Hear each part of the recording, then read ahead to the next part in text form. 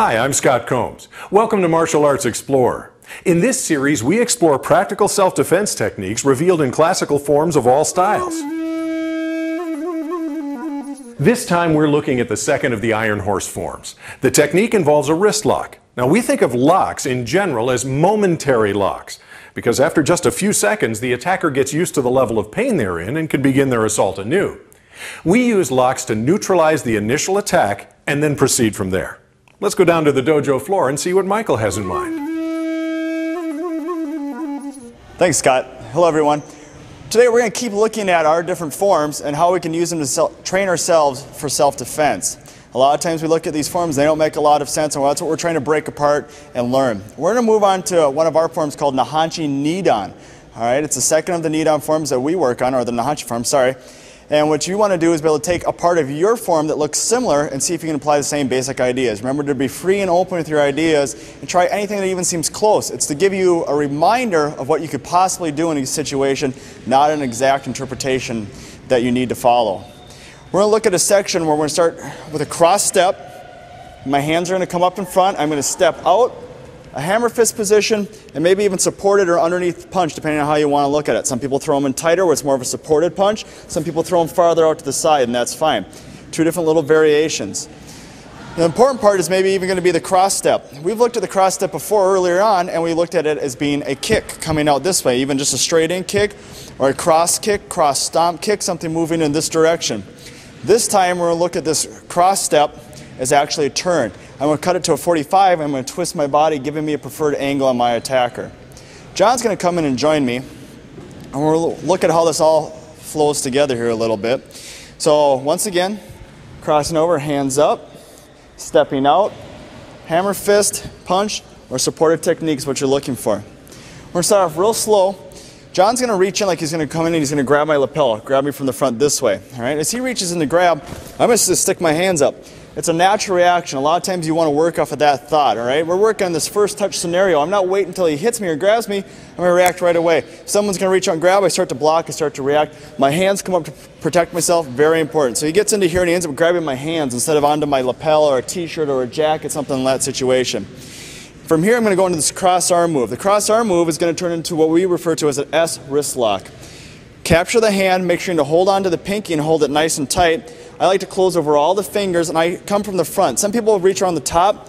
I just find it a little easier to come across the front, get a good hold. Now I'm going to start to twist over.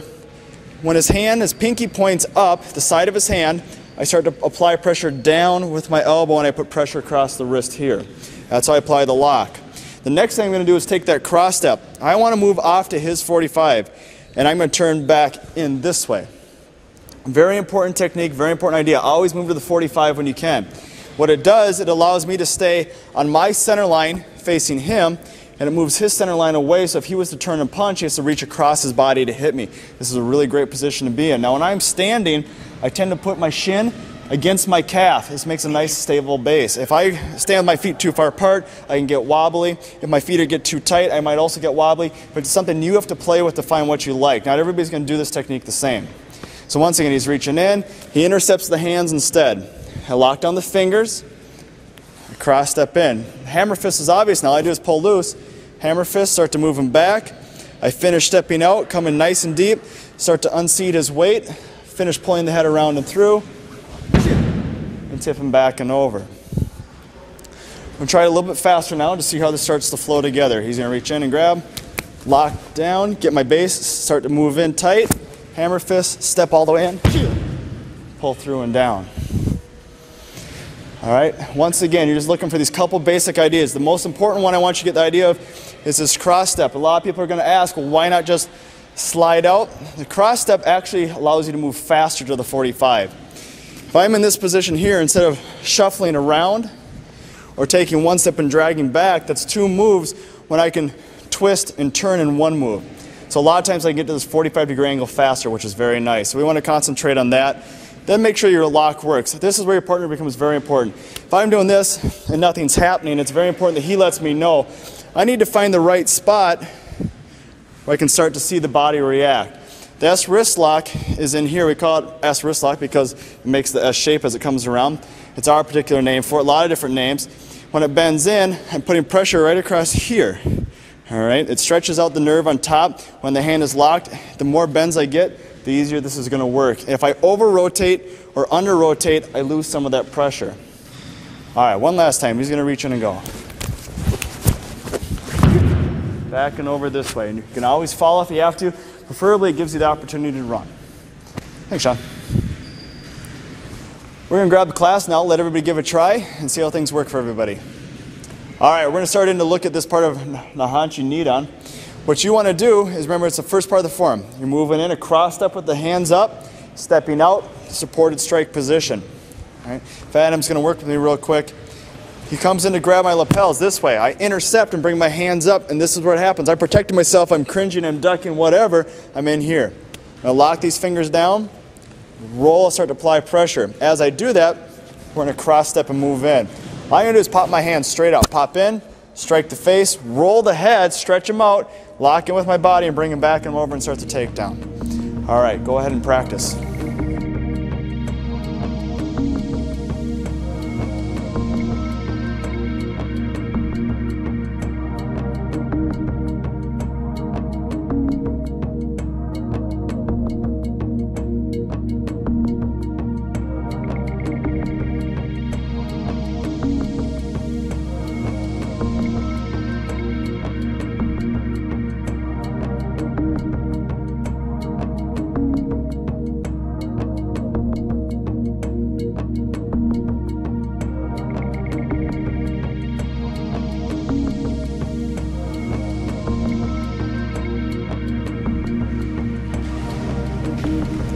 Alright, something I want both of you guys to work on just a little bit is moving in deep enough, okay?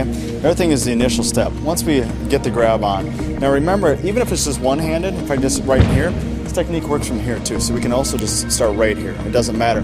I'm basically ignoring this hand because I can always pull my hands to my center pretty easy, and that's what I'm doing. Pull to the center till I can touch. Now when that happens, I pull to my center, and now I take one big cross step because I want to move all the way off to his side if I can, and roll him in this way. Now if I get far enough, I can reach in the next move here, because notice he's almost pointed towards me a little bit, and that makes this throw a little bit harder. So as I go and I do this, when I step in, if I'm not all the way there, I need to step really big, and I want to get my thigh right into his and see how he's starting to already unseat. That's important. If I'm out here and only my foot's trapping, this is part of the next technique where I'm hitting and rolling, he's not really going to fall over anything. He might trip if I'm lucky, but he's probably just going to back step out of it. So I want to get deep enough this way that I'm starting to unseat him here. So when I strike, I hit the head this way, and as he starts to roll, then I just help follow it through and trip him back over. Okay? Give it a try here. Better. Good. There you go. Watch him when you do it, not me.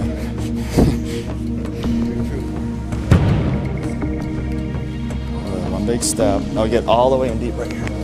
Deeper, deeper, deeper. There we go. Now we're getting there. Good.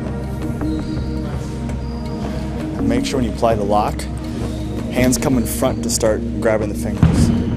So do your cross step. Okay, now stop right here. Okay, now you want his fingers locked down, so come from the other side. Oh, okay. No, you're coming over top, come from your inside. Like this? There you go. Oh, okay, sure. Now roll this elbow over here. You got it, just get the right angle on it. You're there. There it is. Good. It's better. Give him a little head reaction, otherwise he gets to hit you.